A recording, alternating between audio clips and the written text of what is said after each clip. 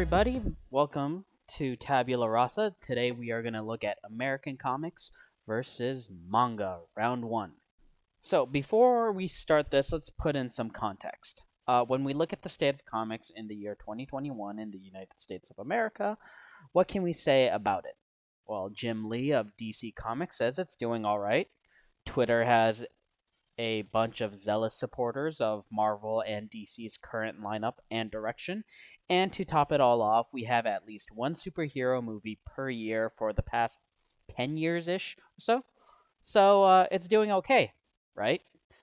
Well, Marvel and DC have a slew of articles that causes worry for its future. Clownfish TV and various other YouTubers have a strong opinion that the American comic books industry is not doing very well. This differs from the previous opinions that were stated before.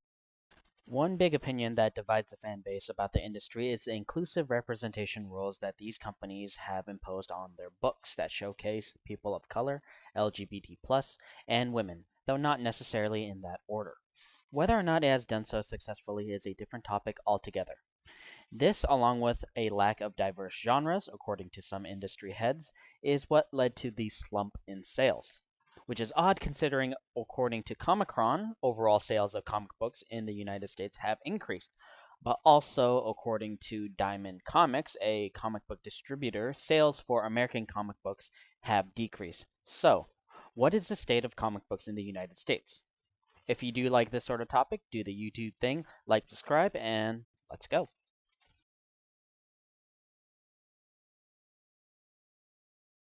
This is Barnes& and Noble's comic book section, at least in my local area. Seems pretty even. This is a local comic book store at the beginning of August 10th, 2021. Seems like there's a little different story here.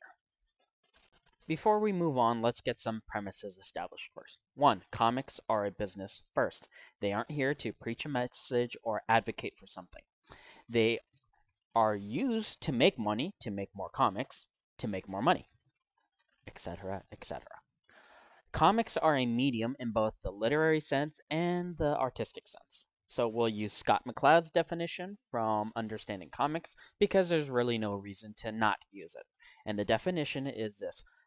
Comics are juxtaposed pictorial and other images in deliberate sequence intended to convey information and or to produce an aesthetic response in the viewer. So if you go anywhere on the internet, there is a discourse between manga and American comic books, which is a pointless endeavor from a consumer standpoint because, with the definition established, we can see that both manga and comic books are part of the same medium, though for the purposes of this video, we're going to keep them in separate panels, as they both have unique stylistic differences that warrant separate categories, like, subspecies in biology. To say that one is better than the other from an artistic point of view is a matter of taste, and therefore pointless to discuss. After all, this sort of thing is very subjective. For example, an Eisner Award winning comic book, one of the highest awards you can win as a comic book author, could ring hollow to anyone outside the judging panel, and a lewd comic book could be the most enjoyable thing to you as a person. So, from a literary point of view, this is a dumb conversation. You like what you like, and if you don't like it, don't disparage other people from liking what they like. Plain and simple, unless it's some weird sick shit. So, comparing comics, or at least manga, with American comics from an artistic point of view is pointless. Now, from an economic point of view, that's a different story. Now, economics by no means is the final indicator of quality. It's just a matter of quantity, to say. But to keep a business running, well, you certainly need to be on top of your numbers game for that business. Now, let's establish some core premises from an economic point of view. 1. The comic book market is finite, in that there are only a certain number of people willing to spend a certain amount of money on comics. 2. The amount of money each person will spend on comics on a timely basis is limited as well. 3. The demographics for comic book market covers a wide range of age and genders. So, from an economic point of view, what are the differences between manga and comics, especially from a consumer's point of view? let the throwdown begin. Let's break down American comics, shall we? They are usually published monthly, full color, although some are not, and this is usually done by artistic choice, i.e., Walking Dead. The average cost is around $4 to $5 per issue. The standard length for an issue is 32 pages, according to Google, but according to Wikipedia, Marvel has a 20-ish page limit and DC has a 22-page limit. The size of the pages are larger, sold in bookstores, internet, and comic book stores. The majority of the American market is dominated by Marvel and DC, respectively. They also sell larger books as a compilation of books or graphic novels that can range from 40 pages to 500 pages. Costs can be around $20 and up.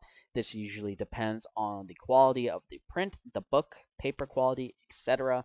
So, in short, American comic books are usually sold as a full color 20-ish page per issue for about $4 to $5 with new issues coming out monthly. Now it's time for the manga breakdown. So they are published in black and white. Color issues are usually special edition volumes and definitely not typical.